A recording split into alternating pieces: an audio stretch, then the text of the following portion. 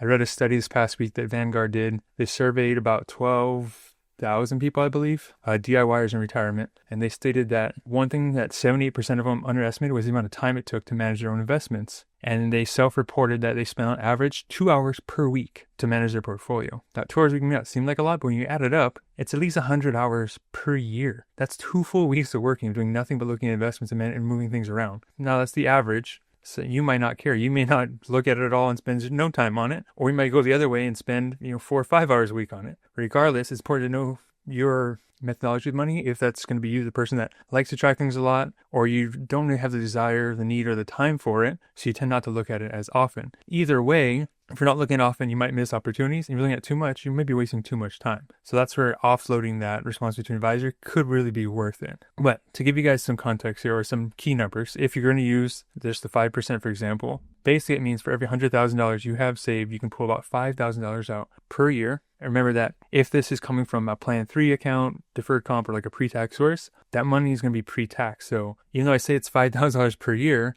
how much you get in pocket is going to depending on what tax brackets you are in. So you might only end up with $4,000 in pocket.